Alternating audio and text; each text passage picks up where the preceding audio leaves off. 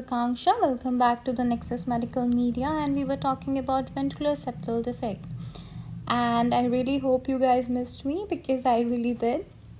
And before starting the class, I have few points to discuss over here. Firstly, what is the most common congenital heart disease that you all aware of?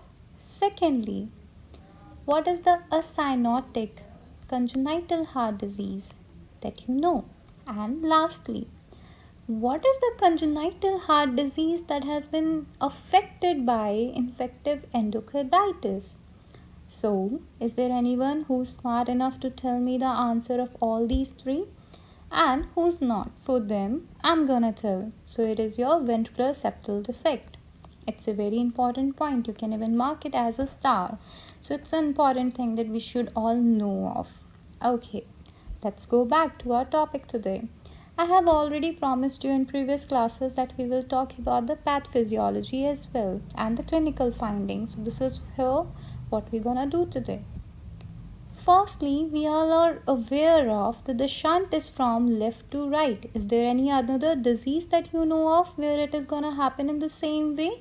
So yes, of course, it is your ASD, that is your arterial septal defect.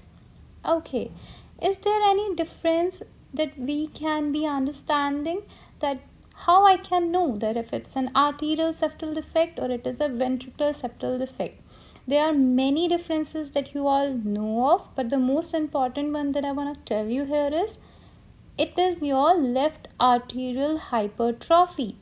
Will you be able to see it into the arterial septal defect? So the answer would be no.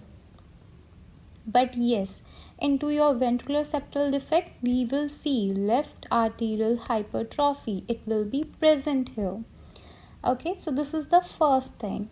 Now, moving on. What happens if the shunt is from left to right, not from right to left?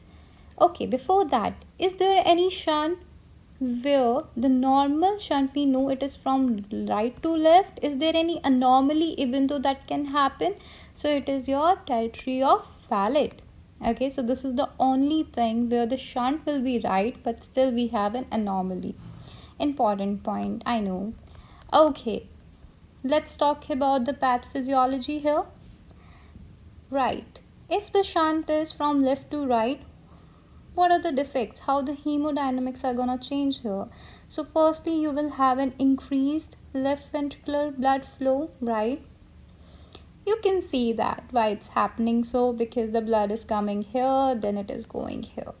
Okay, next thing, you will have excessive pulmonary blood flow. Okay, please remember excessive pulmonary blood flow. Next, what? You will have reduced systematic cardiac output. Of course, the cardiac output would be low.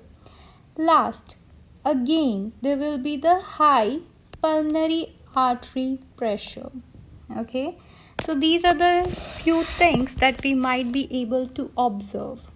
Okay, now again, we have talked about the shunt. Can you please tell me how you're gonna hear it? Will it be loud or will it be soft? And if it is soft, then where it is soft? So, first I'm gonna talk about soft. So if you are hearing soft sounds, then it is about your ASG. Okay, because we already know the blood is overflown. So when the blood is already overflown, how are we gonna hear it? Of course, it will be loud. Okay, so the loud one you will hear it into the ventricular septal defect, and the soft one you will hear in your arterial septal defect. How the sound gonna come in your S2? Okay, what we will say about S2 here? So here, once again, please notice that if I'm talking about the S2 in ASD, it will be fixed.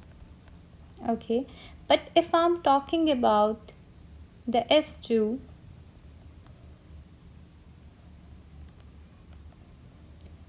in VSD, then it is gonna be a variable split.